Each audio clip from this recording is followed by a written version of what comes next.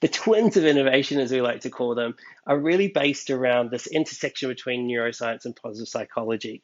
So if we think about the twins, so critical thinking and creativity.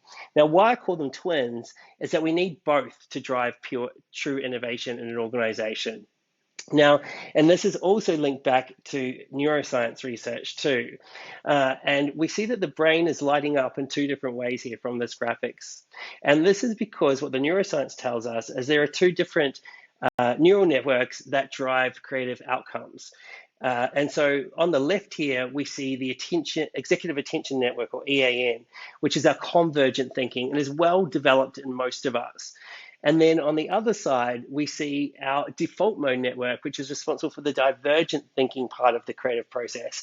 And we know that this is actually underdeveloped in most. There's some really, really interesting research from a NASA scientist that showed that as children, 95 to 98% of us actually test at creative genius level, and that drops to as little as 2% when we're getting into our late 20s and 30s.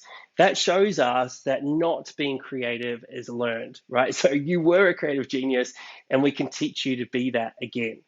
Now, interestingly, from a neuroscience perspective, we know that these two networks can't be on at the same time. They oscillate in and out.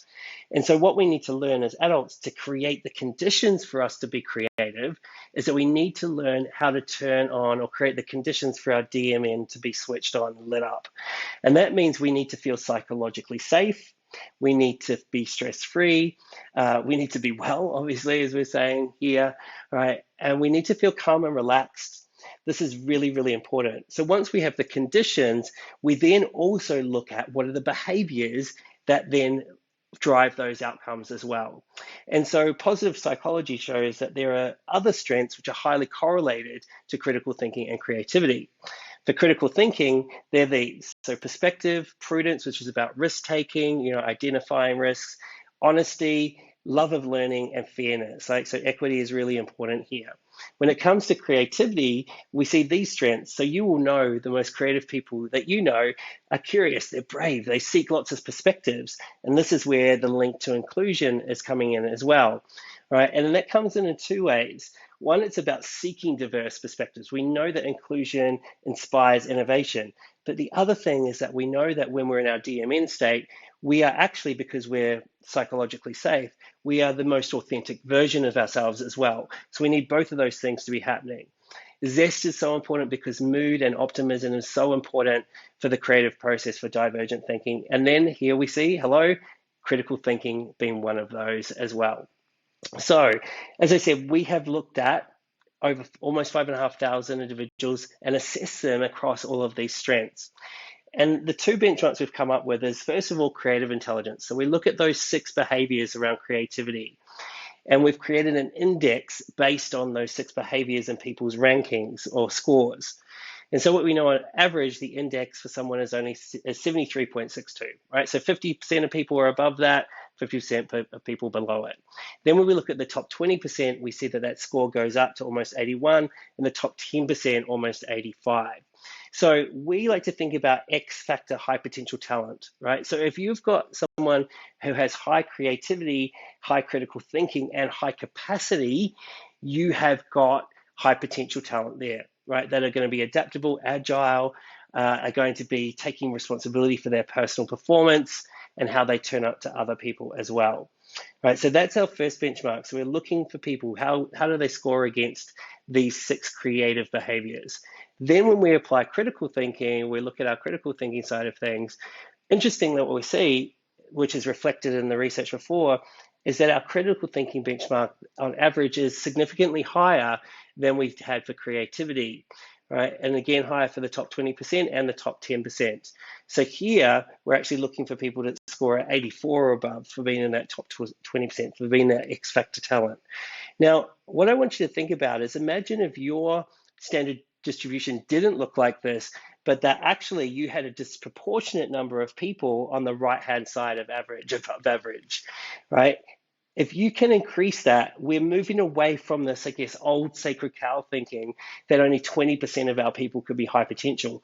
Actually, what this data is saying is that actually you can completely change that you can have, what if 40% of your people were high potential, even more?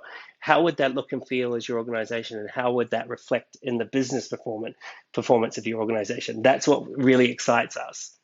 Now, this also becomes very practical about the way in which we recruit and develop X Factor humans. And so we're really looking at these intersections here in terms of behaviors and how they support or enable other personal performance behaviors as well. And so what you see here is our X Factor framework, right, which brings together our love and our passions for mental well-being, for diversity and inclusion, for creativity, and ultimately to drive better outcomes, to make bigger impact, be more productive. Right? And so what you see here is that often we approach these individually in an organization, but they are also linked. And so you see these little statements in the center here.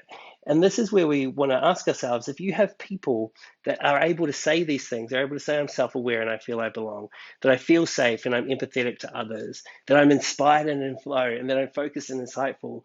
These are the type of people that you want in your organization. And these benchmarks help us find them and develop them.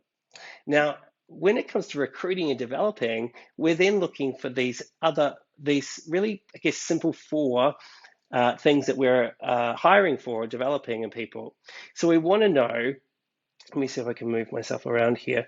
Right, so we want to know that X Factor talent, they know how to light up their brain. They take personal responsibility for their performance. We know that when it comes to productivity, this is all about self-management. So autonomously identifying and prioritizing the highest value work, not getting distracted by things that don't matter at the end of the day. We know when it comes to creativity and innovation, they know how to find and communicate bold, brave ideas. And so importantly, they know how to make it safe for others to do the same as well. Psychologically, safety is such a foundation for team performance. And then finally, when it comes to inclusion, this is about people that we see them welcoming, seeking to understand, involving and valuing people who are different from them, right? So this is different to looking at bias. It's a positive way at looking at difference. And so you can see how this framework becomes very, very easy in terms of actually the way in which you identify and recruit as well as develop. Now, we have a formula for success that we apply to all of our programs, and it's very simple, and I actually think you can apply this to any part of your life. First of all, it all starts with the benchmarks, right? So we need to know where people are at, or at an individual level, all the way through to at an organizational level, right? So when we know where you're at, we know where you want to get to, that allows us to actually have the foundations for success. We know what we're aiming for. The second part of success is around confidence, right? So I want to bring this to an individual level to start with. And that's really about an individual being confident that they have the right skills and the right plan in place to get to their goals. And they can start on that thing. It doesn't feel onerous. It's stuff they can do straight away.